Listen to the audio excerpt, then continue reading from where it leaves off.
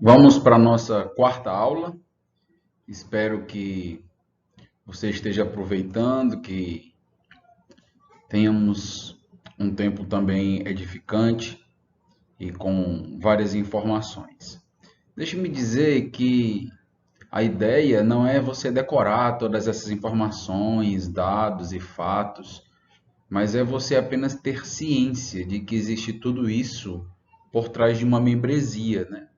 Existe todo este conhecimento, toda esta teoria é muito importante. Por trás de uma igreja existe uma história, existe uma denominação, existe uma base importante. Então, nossa pretensão é essa. Então, não se preocupe tanto em memorizar os dados, em guardar os dados, é para que você tenha de fato conhecimento. Depois você pode assistir novamente e rever alguma informação que você ache necessária ou não, tá bom? Então, o que seria o Batista regular? Nós vimos já a ideia do Batista e agora nós queremos especificar o regular, que a nossa igreja se chama, por exemplo, Igreja Batista Regular Canaã, e a gente quer entender um pouco melhor essa questão. Então vamos para mais um pouco de história. Nós vimos que os batistas, eles migraram para os Estados Unidos, eram as 13 colônias da Inglaterra, como eu mencionei, e ali eles fundaram a primeira igreja batista da América. Hoje, esta primeira igreja batista da América está completamente desvirtuada, perdeu o foco, então não representa mais o movimento batista, inclusive faz casamento gay, celebra casamento de homossexuais na atualidade. Então, não é porque é uma denominação histórica que não pode se perder em determinado momento no tempo, né? Nós temos que ter muita precaução e muito cuidado com isso, né? Esta primeira igreja batista da América, ela basicamente se perdeu. Os batistas, eles chegaram ali, né, em 1707 e fundaram uma associação chamada Batista da Filadélfia. Então, essa forte convenção batista ela vai impactar profundamente os batistas da América. Então, em 1742, essa associação ela adotou a Confissão de Fé Londrina de 1689. Esses batistas particulares, eles foram rápidos em colocar a fé em ação e já em 1770 eles fundaram ali um colégio e começaram a enviar regularmente missionários então para toda a América. Os anos seguintes não foram anos fáceis dentro daquele contexto dos Estados Unidos. Então, caracterizado como um tempo de grande frieza, esfriamento espiritual naqueles crentes. Então, este esgotamento, esse esfriamento espiritual, ele foi interrompido por dois grandes movimentos ou dois grandes avivamentos. Nós vamos falar de três movimentos de avivamentos. Então, quando a gente fala de avivamento, a ideia vem de vida, de trazer vida. Então, estamos num contexto de grande esfriamento e esse avivamento, ele diz respeito ao agir sobrenatural de Deus de uma maneira muito enfática. Então, os avivamentos, eles são muito questionados. Por quê? Porque nos avivamentos é muito difícil saber o que de fato está acontecendo pelo poder de Deus ou por misticismo. Então, isso aconteceu muitas e diversas vezes. Inclusive, o Jonathan Edwards é alguém preocupado em pensar o que de fato seria produzido por Deus. E ele escreve um livro chamado Afeições Religiosas, para entender quais são as verdadeiras afeições que o Espírito Santo produz em nós e quais são as falsas afeições, querendo combater toda essa ideia do sentimentalismo, do misticismo que estava acontecendo ali. Então, esses dois movimentos, eles basicamente são liderados, por Jonathan Edwards, muito conhecido, chamado de o puritano americano. Então, o puritano, a própria palavra puritano, a gente precisa entender isso, tem a ver com o desejo de purificar a igreja. Então, purificar a igreja, tanto naquele contexto inglês, ali dos separatistas, onde eles queriam purificar as práticas da igreja, a igreja muito ainda aliada ao catolicismo, a igreja aliada ao Estado, então um grupo de puritanos está ali também, e ligado ao movimento de santidade, então muito preocupado com a vida piedosa. Então, quando a gente fala dos puritanos, a gente está falando de uma preocupação que vai além do mero conhecimento, mas de uma vida piedosa. Então, a gente poderia falar muito sobre os puritanos, e se Deus permitir, logo logo nós teremos e ofereceremos na igreja um curso sobre uma introdução ao puritanismo. Então, Jonathan Edwards, muito conhecido, e o outro é o George Whitefield, um outro grande nome conhecido ali dentro do movimento do avivalismo.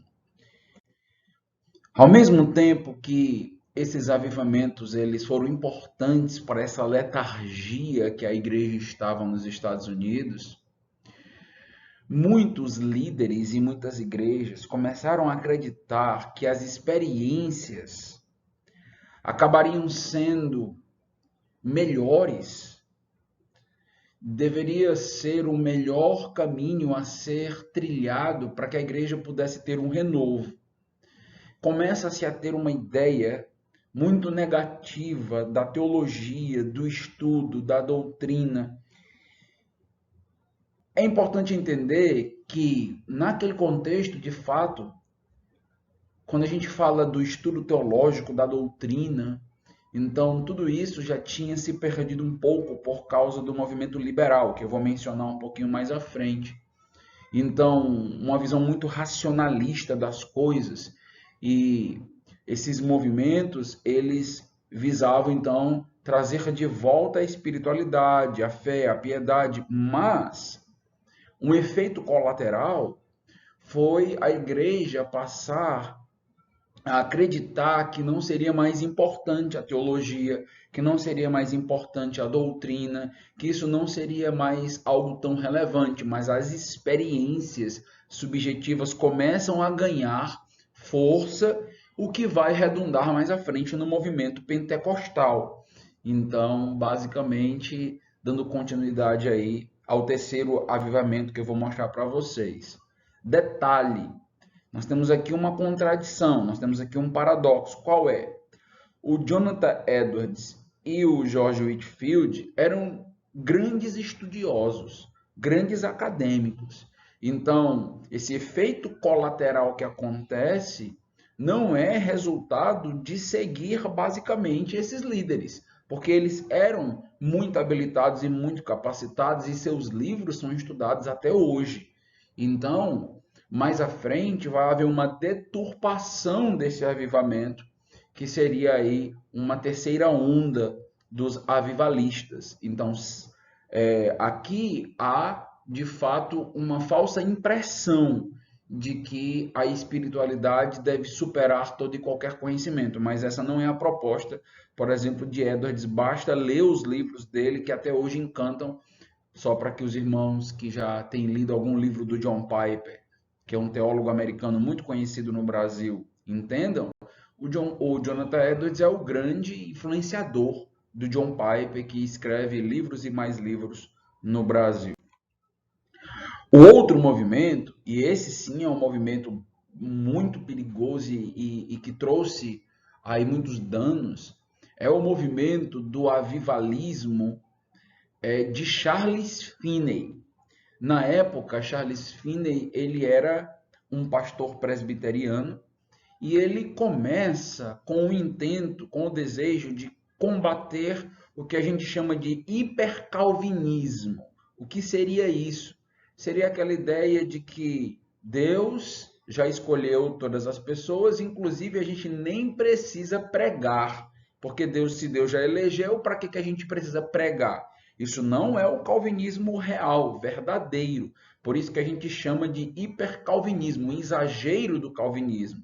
Só que o Finney ele acaba indo para o outro lado, ele acaba exagerando na dose da liberdade do homem, do apelo, de uma visão teológica bem ligada ao homem, bem antropológica, ele acaba trazendo danos aí para todo o movimento americano dentro daquele contexto.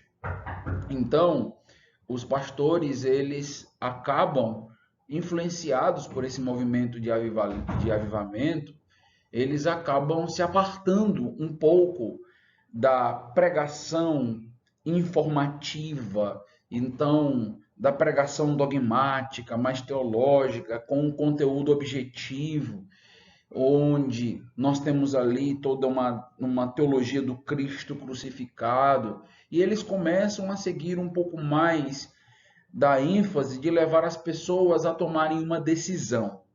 É por isso que algumas igrejas e alguns líderes, até mesmo nos nossos dias, ainda tem muito o costume de todos os principais cultos, ou, por exemplo, o culto da noite, né? Que aqui na nossa região é muito comum, serem cultos evangelísticos. Então, isto é uma influência ainda de Finney, essa ideia de que a gente deve se voltar para que as pessoas tomem decisões, para que as pessoas se convertam. Logicamente que toda a igreja ortodoxa, a igreja sadia, quer que as pessoas se convertam, mas outra coisa é destinar o nosso culto, a nossa pregação, a nossa teologia, a nossa ênfase como igreja apenas voltada então para a tomada de decisão, ou tendo isto como o elemento mais principal, crucial da pregação. Finney, ele é considerado o grande responsável pela mudança que ocorreu da ortodoxia reformada, evidente ali no grande avivamento, nos ministérios, como nós citamos, de Edwards e de Whitefield, para o avivalismo arminiano, que no final das contas nem é um avivalismo arminiano, para que a gente possa, inclusive, ser honestos com os arminianos, acaba sendo muito mais um pelagianismo, no final das contas, né? Eu não vou explicar cada termo desse, mas tem a ver com a liberdade do homem em tomar decisão, com a ideia de que o homem não caiu totalmente a partir de Adão e Eva, de que com a queda, com a desobediência, então o homem não foi afetado ao ponto de ainda ter a liberdade de se voltar para Deus, né? Que é algo completamente contrário às ideias que a gente já trabalhou, inclusive, da reforma, quando a gente falou de justificação e coisas do tipo. Então, está evidente, desde o segundo grande avivamento até o presente, esta percepção de Finney e esta influência de Finney, tanto no nosso contexto, como também naquele primeiro contexto americano. Isso foi muito forte, muito forte. Finney, inclusive, tem uma teologia sistemática, e quando você lê a teologia, o livro de teologia sistemática do Finney, o que você percebe é que é um livro todo voltado para uma teologia moral e não uma teologia cristocêntrica realmente, né? Então está tendo uma guinada, né, na teologia, está mudando o foco teológico. Charles Finney nasceu em 1792 a 1875, você nota aí justamente naquele contexto, quando os batistas começam a crescer ali e chegar dentro dos Estados Unidos, ele afirma, né, ter experimentado um poderoso batismo do Espírito Santo. Então, nota a linguagem, nota como isso se aproxima bastante do que vai acontecer mais à frente dentro dos movimentos mais ligados ao pentecostalismo. E que a semelhança de uma onda de energia, seria aí o que ele disse que experimentou, ele relatou que percorreu todo o meu ser, parecendo vir em ondas de amor líquido. Nota que linguagem, né?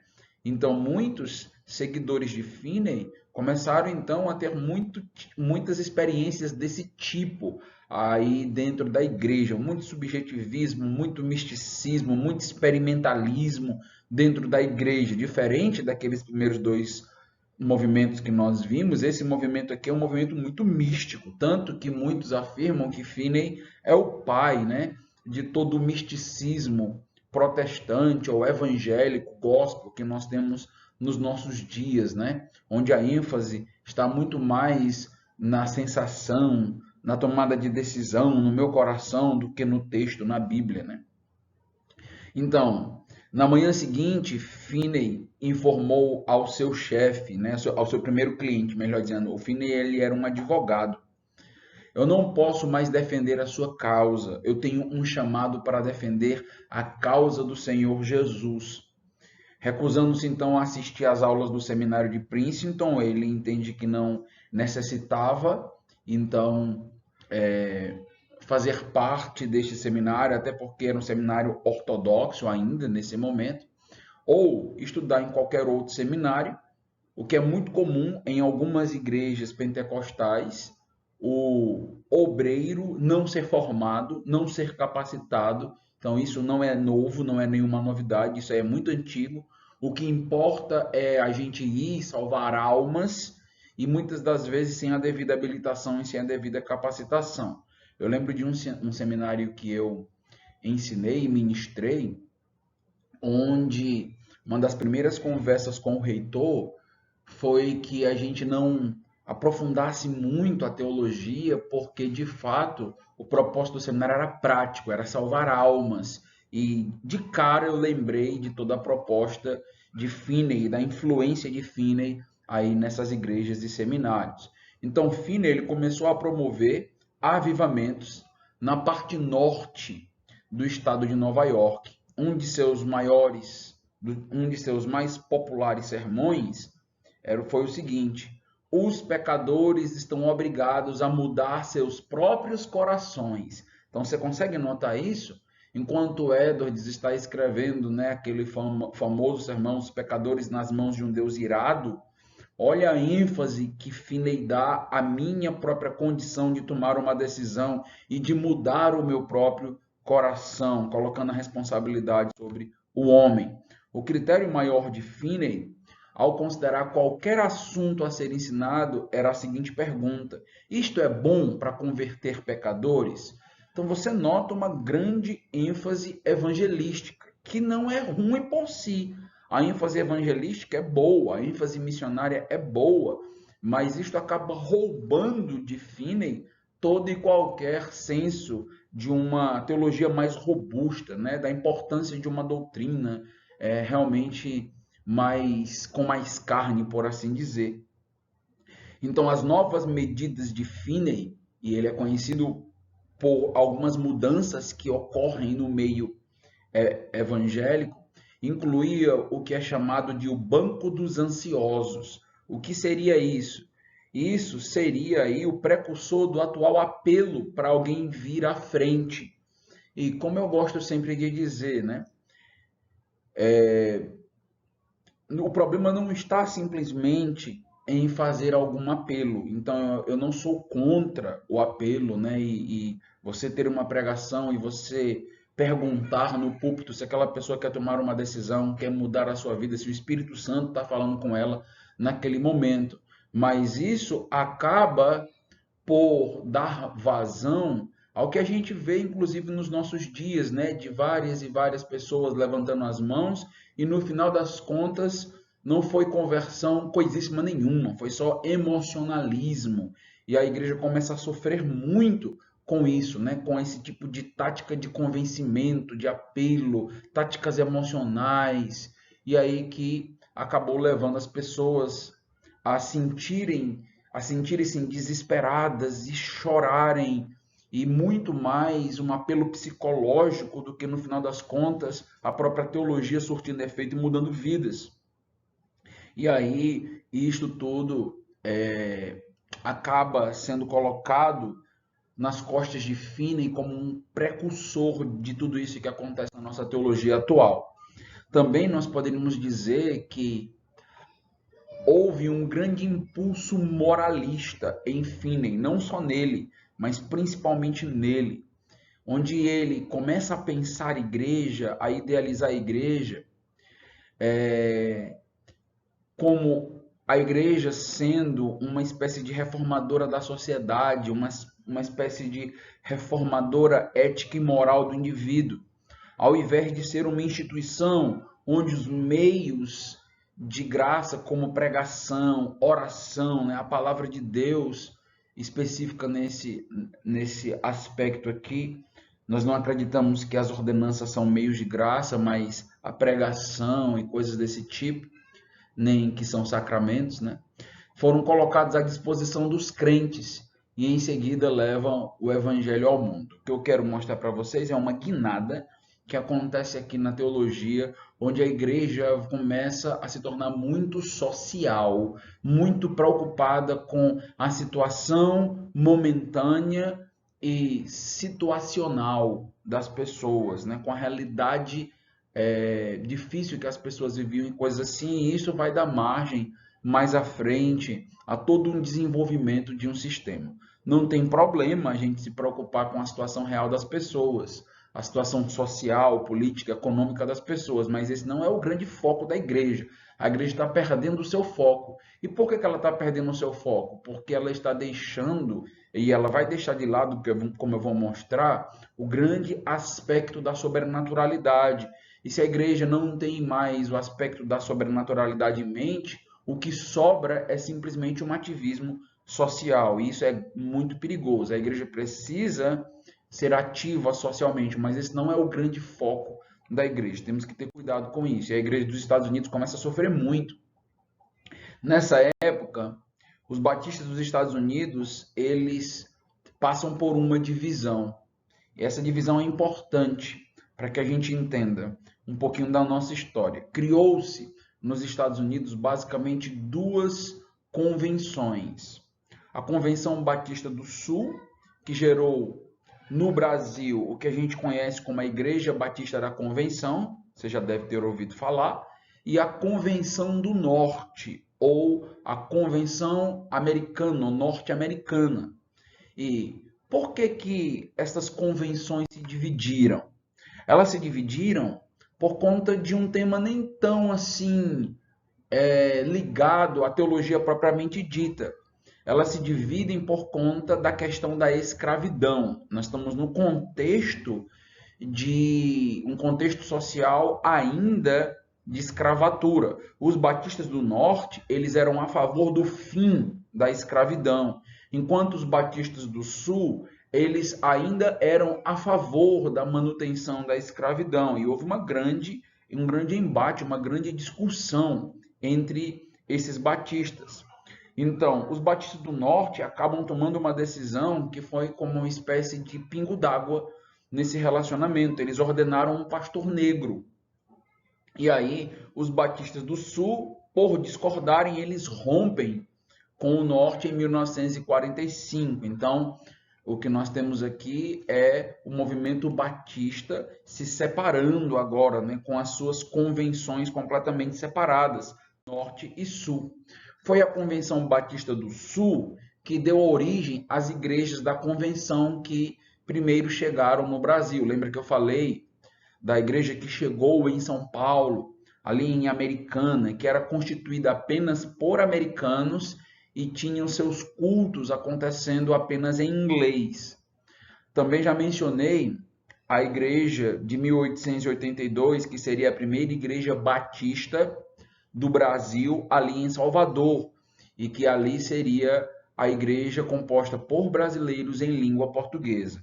Essa igreja também em Salvador, hoje é uma igreja completamente perdida, uma igreja que se voltou contra todas as suas bases e acaba sendo uma terrível representante do movimento batista, com tudo que você pensar a respeito de misticismo e coisas assim. Então, quase que uma herdeira hoje de Finney, né, para a vergonha dos seus fundadores e coisas do tipo. Foi a Convenção Batista do Sul que deu origem, então, a as igrejas da Convenção, que primeiro chegaram no Brasil, como a gente já mencionou, as igrejas constituídas aí de americanos. Os batistas regulares, eles não vieram dos batistas do Sul, da Convenção Batista do Sul. Eles vieram da Convenção Batista do Norte.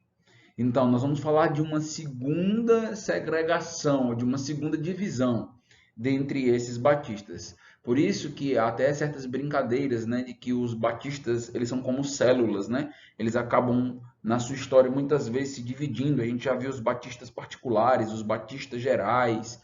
Dentro deles, agora nós estamos vendo nos Estados Unidos a Convenção do Sul, a Convenção do Norte. E dentro da Convenção do Norte, nós teremos também ali uma divisão. E um grande nome desta época, um pastor presbiteriano chamado Gresham Machen, ele vai defender que as divisões elas são necessárias quando aspectos importantes da teologia começam a serem lançados fora, serem relegados. Nós não queremos dividir por dividir, mas existem momentos que é necessário de dividir e é certo, inclusive, dividir. Eu gosto sempre de lembrar que em determinado momento o próprio Paulo ele tem uma divisão com João Marcos, né? Eles se separam em determinado momento. Então eles eram crentes, mas eles não tinham como trabalhar mais juntos, pelo menos por um tempo, por um momento. Então o que vai acontecer aqui são rompimentos por questões sérias dentro da Convenção do Norte. Então, nós precisamos saber aí que no final do século XVIII cresceu um movimento chamado de liberalismo teológico. Por que eu preciso saber disso? Para que eu entenda a divisão que vai acontecer dentro da Convenção do Norte, de onde partem os batistas regulares. O que seria esse liberalismo teológico? O liberalismo teológico, ele é um movimento dentro da teologia que procura aproximar, que procura criar um diálogo bem estreito com um pensamento moderno. Estava tendo um avanço muito grande das ciências e com isso, a partir ali de todo o contexto iluminista, cresce muito a credibilidade na razão. E aí nós temos sistemas como o racionalismo, como o naturalismo, que lança fora todo o sobrenaturalismo. Então, era uma tentativa de atualizar a fé cristã nos termos do pensamento secular. Era uma tentativa de aproximar a igreja de todo o contexto científico da época. Então, isto acabou trazendo certas dificuldades. Isto implicava, por exemplo, em negar várias crenças cristãs fundamentais. E eu estou usando essa expressão fundamentais porque eu quero demarcar uma outra ideia, que é a ideia dos fundamentalistas. Então, algumas crenças elas passaram a ser negociadas, principalmente crenças que tocassem o âmbito do sobrenatural. Então, a partir daquele momento, começa a se negar, por exemplo, a crença nos milagres. Então, começa a se negar, por exemplo, a crença no nascimento virginal de Maria. Então, começa a se negar a ressurreição e começa a se olhar para as escrituras, negando a inspiração ou redefinindo o conceito de inspiração, de que não teria sido Deus que teria soprado a Bíblia, de que a Bíblia não é um livro diferenciado. Começa a se afirmar que a Bíblia é um livro repleto de erros e coisas desse tipo. Então, o movimento liberal, essa inclinação da teologia liberal, levou as igrejas a questionar todos esses elementos fundamentais. Então, o que acontece? Em 1910, um pastor batista da igreja Moody de Chicago, chamado A.C. Dixon, ele começou um empreendimento para lançar uma coleção de livros chamado Os Fundamentos. Então, uma coleção de 12 livros, e o Dixon foi responsável pelos 5 primeiros, depois nós temos um outro autor, mais 2 autores confeccionando o restante dos 7 livros, e o propósito era que esses livros eles fossem espalhados por toda a América, entrassem em todas as igrejas, inclusive pudesse sair dos Estados Unidos, atingindo outros países, para combater a sangria do liberalismo, porque o liberalismo já vinha desde a Inglaterra. Na realidade, o liberalismo ele inicia lá na Inglaterra, depois caminha ali para a Holanda, vai para a Alemanha, chega então nos Estados Unidos. Então, esses livros, eles foram antídotos, eles tinham um propósito de defender os verdadeiros fundamentos. Então, eles procuraram grandes teólogos da época, principalmente os teólogos de Princeton, que era uma faculdade teológica ortodoxa da época, para escreverem artigos e esses artigos defenderem, por exemplo, a inerrância das escrituras, defender a inspiração e coisas desse tipo. Só para que a gente possa ter uma ideia desse empreendimento, desse projeto, e de como ele foi forte ali, ao todo, na época, foram publicados cerca de 3 milhões de exemplares em um espaço de apenas 6 anos. Então, imagino que é isso, uma tiragem aí em 6 anos de 3 milhões, isso é um grande clássico, né? Esta obra chegou no Brasil com um resumo apenas, nós não temos os 12 livros, temos apenas basicamente um livro que resume basicamente todas as obras. Então, essa obra foi distribuída a todos os pastores, evangelistas, missionários, seminaristas e a professores ou superintendentes das escolas bíblicas dominicais. Um terço desses livros acabou sendo enviado para fora do país, a maioria deles para a Inglaterra, por conta da própria língua inglesa e por conta de ser o berço, praticamente, do liberalismo. Daí vai surgir o movimento conhecido na história como os fundamentalistas. Eu estou contando essa história para vocês porque isso tem grandes implicações na nossa própria identidade. Você vai perceber naquela divisão que eu quero mostrar para você da Convenção do Norte. O termo fundamentalista ele foi cunhado em 1920 por Curtis Lee Laws. Ele era um editor batista e ele se referiu aos batistas conservadores que se apegavam aos fundamentos da fé. Então, fundamentalista na nossa cultura é um termo desgastado, né? É um termo que está muitas vezes ligado aos muçulmanos, a homens bombas e coisas desse tipo. Mas naquele contexto, os fundamentalistas eles passaram a ser conhecidos como aqueles que defendem os fundamentos, as doutrinas básicas, elementares, contra toda essa onda do movimento teológico liberal, antissobrenatural que estava acontecendo.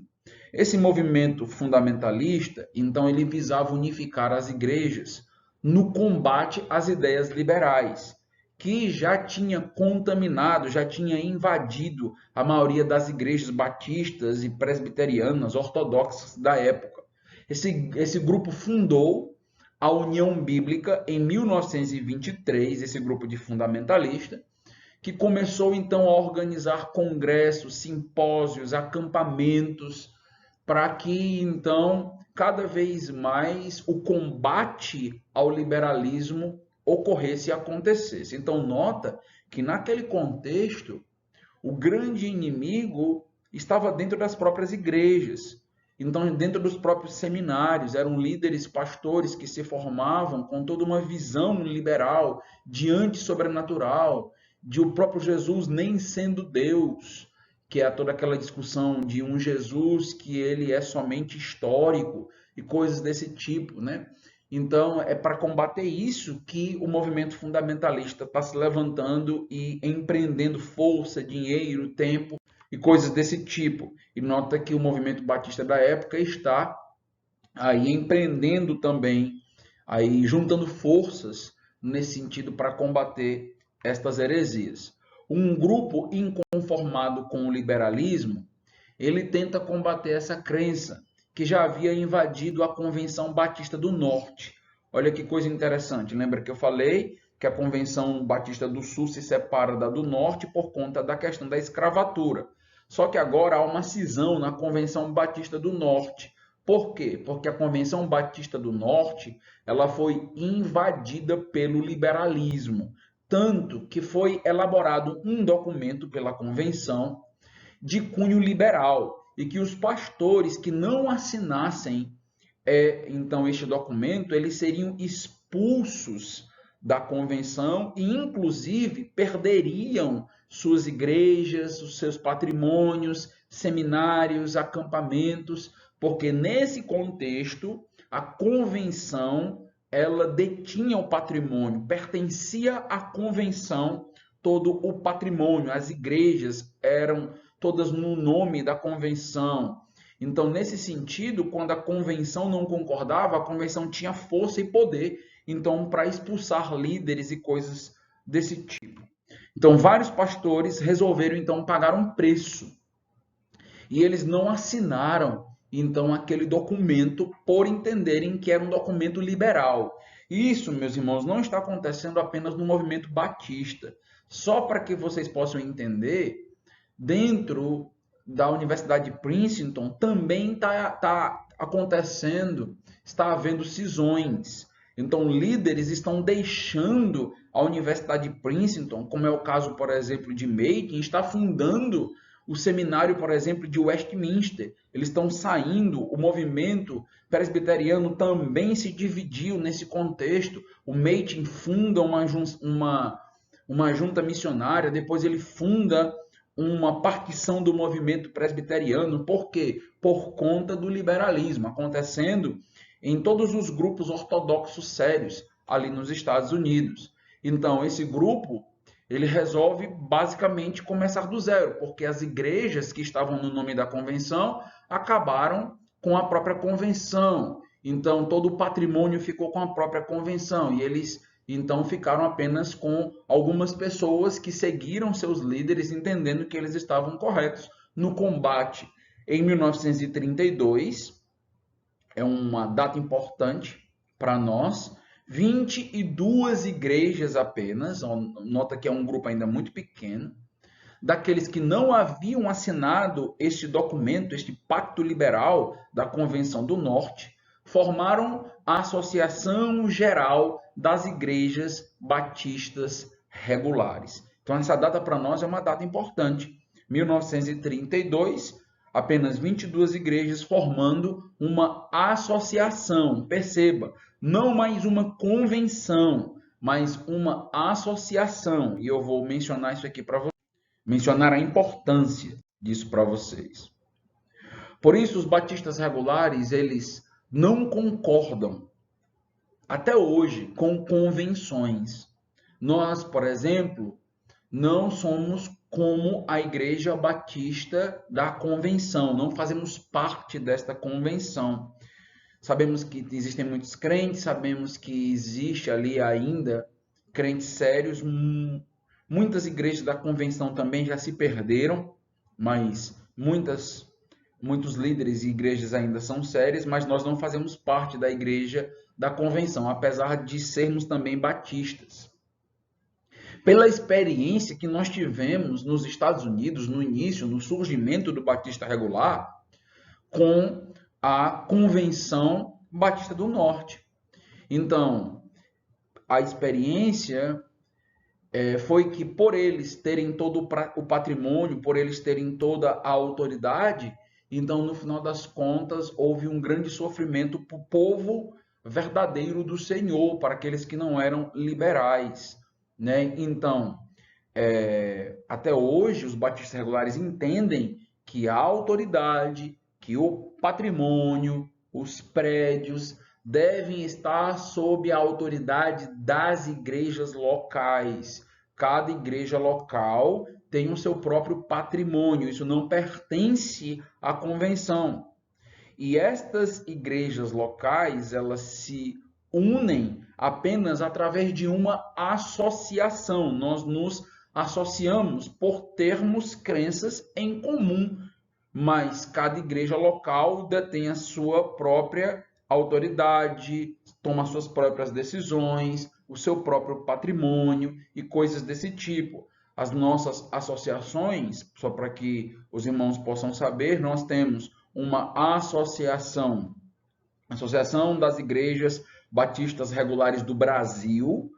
Então, as igrejas, elas se associam a nível nacional, e temos também associações estaduais, que é o caso das igrejas, Associação das Igrejas Batistas Regulares do Ceará, certo?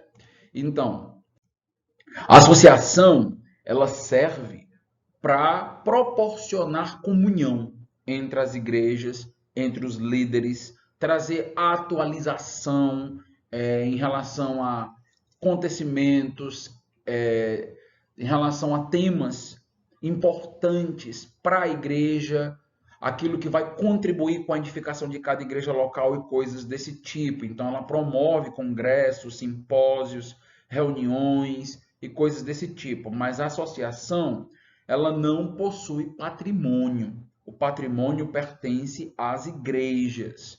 Então, não é como acontecia nos Estados Unidos, onde a convenção era rica, onde a convenção detinha toda a riqueza e desse jeito praticamente mandava nas igrejas locais. Então, a associação não possui patrimônio, a associação não envia missionários, é diferente da convenção. Na convenção, as igrejas enviam dinheiro para a convenção, e a convenção, ela tem os seus próprios missionários nacionais e internacionais. No movimento batista regular, não é assim. Os missionários, eles são filiados à igreja, e a igreja, então, ela pode até ter alguma junta missionária que apoia esses missionários, né? Como é o caso da MAB, como é o caso de outras juntas missionárias, né? Maranata e coisas desse tipo. Mas são as igrejas locais as responsáveis, então, por enviar os seus missionários, e não uma junta. Então, os missionários precisam prestar contas para as igrejas locais. A associação não interfere nas decisões das igrejas locais, ou pelo menos não deve, a menos que seja convidada para tal. Então, está acontecendo um problema numa igreja local, a igreja local é que tem que resolver. Então, cabe aos membros em assembleia se reunirem, porque o sistema é congregacional, e tomarem suas decisões. Caso sintam a necessidade de ter algum apoio e precisem de ajuda da associação, precisam solicitar. A associação não vai interferir nas questões da igreja local. Então, a associação não envia pastores, não é a associação que determina os líderes da igreja e coisas assim. É a própria igreja, então, que tem essa autonomia. Cabe às igrejas associadas, então, continuarem concordando com as mesmas ideias que as uniram. Então, é uma associação de igrejas que concordam com a mesma fé e prática. Caso alguma igreja deixe de concordar, a igreja pode e deve sair. Ou a própria associação pode se reunir e convidar aquela igreja que está agora em dissonância a sair. Então, nós nos associamos por livre e espontânea vontade. Uma igreja local é que pede para fazer parte daquela associação. E da mesma maneira que um membro pede para entrar, a igreja pode pedir em algum momento para sair desta associação. Ela deixa de ser associada aos regulares, mas ela continua sendo uma igreja batista, neste caso. Mas isso só acontece normalmente se houver um problema, como aconteceu dentro daquele contexto ali dos Estados Unidos, né, na ala norte, se for algo nesse nível, algo tão sério. Senão, as igrejas, elas acabam se ajustando, se ajudando, e se limitar muitas vezes por causa de uma outra igreja, ter práticas limitadas por causa de uma outra igreja, é algo muito comum. A própria Bíblia diz que a gente tem que ter cuidado com as nossas atitudes, com as nossas posturas por causa do nosso irmão, e a gente tem que aplicar isso também ao relacionamento de associação. Os batistas regulares, então, chegam ao Brasil em 1935, lembra, 1932 nos Estados Unidos, Basicamente, 3 anos depois, no final de 1935, nós temos um pastor chamado Edward McLean. Ele chega no Rio de Janeiro, depois ele vai para Salvador, vai ali para o interior da Paraíba, mas no final das contas, em Salvador, ele foi incentivado a começar o seu ministério aqui pelo Cariri. Nós temos também outros missionários batistas regulares chegando, principalmente ali na região de Manaus, onde nós temos também provavelmente a primeira igreja batista regular fundada em Manaus, que seria a Igreja Batista Regular de Cachoeirinha. Então, o Eduardo McLean, ele vai chegar em Juazeiro do Norte em 1936. Interessante, 2 anos apenas após a morte de Padre Cícero. Isso é importante porque Juazeiro do Norte era um centro religioso católico muito forte. E esses primeiros missionários sofreram muito dentro daquele contexto, foram perseguidos, os primeiros cultos, então houve inclusive tentativa de atentado contra a vida dos primeiros cristãos, então pedras sendo lançadas, sendo xingamentos acontecendo, porque não foi fácil começar uma igreja justamente aqui em Juazeiro do Norte, mas foi projeto de Deus, né, que isso acontecesse. E aí nós temos a fundação da primeira igreja batista regular de Juazeiro, acontecendo em 1947. É a igreja que fica ali ao lado do Colégio Batista, na rua São Paulo. É a primeira igreja aqui da região do Ceará. Ela foi fundada em 1947. Depois nós temos a segunda igreja sendo fundada em Fortaleza, ali no Mucuripe. E nós vamos ter também, em 1948, e nós vamos ter também a primeira igreja do Crato, também sendo fundada aí em 48. E o Seminário Batista, ainda como instituto, ele é basicamente fundado em 1946. Esse ano, basicamente, 2021, ele completa 75 anos de instituição, né? Algo grande e motivo de muito orgulho, muita oração para todos nós.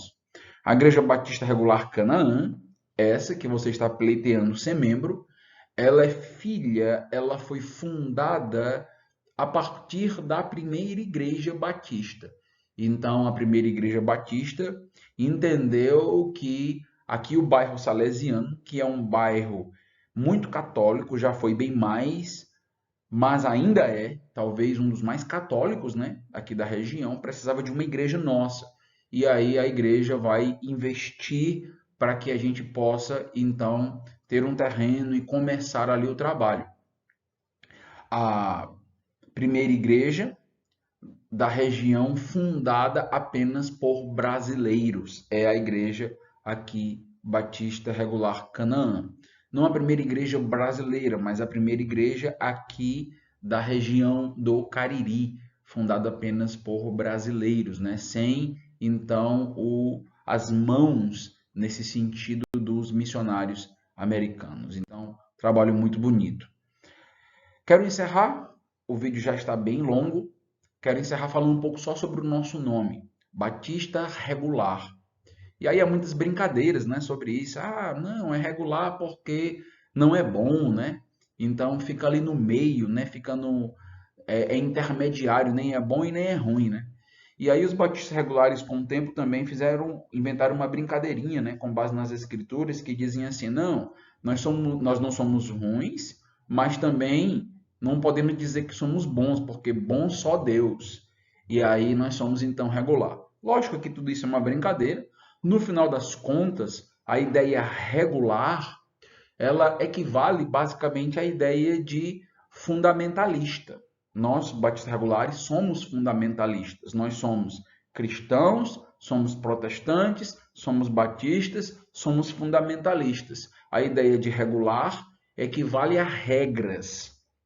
Então, nós somos batistas de acordo com as regras. Que regras são essas? A Bíblia, que é a nossa única regra de fé e prática. Então, dizer que é um batista regular é basicamente dizer que você tem como regra a Bíblia, a nossa única regra de fé e prática.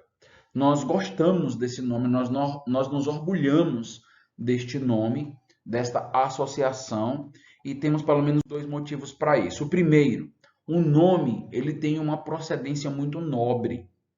Ele surgiu no início do século XX, quando as doutrinas históricas do cristianismo em geral e dos batistas em particular estavam sob ataque de homens eruditos que negavam a veracidade da Bíblia e rejeitavam então os ensinamentos essenciais do cristianismo, naquele contexto que eu já falei, de liberalismo. Então o nome surge ali dentro daquele contexto, percebendo o perigo da fé cristã.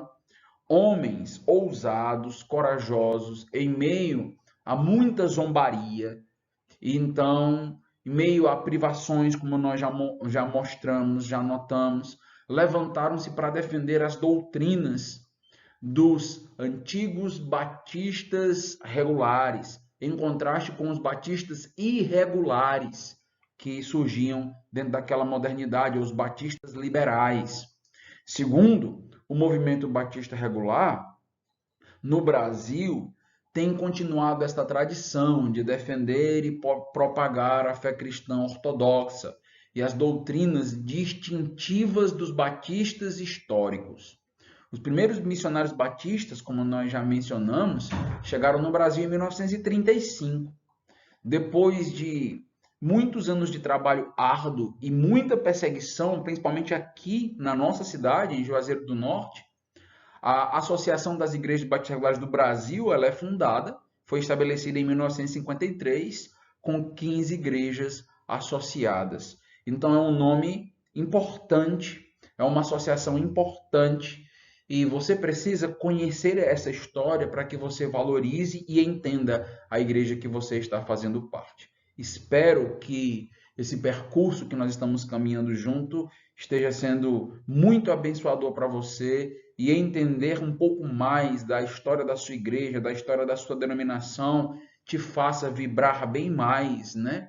Com as lutas históricas que nós, igrejas, temos encarado no decorrer dos anos. Que Deus abençoe a todos vocês. Até a próxima aula, que nós vamos falar agora dos distintivos batistas regulares. Deus abençoe.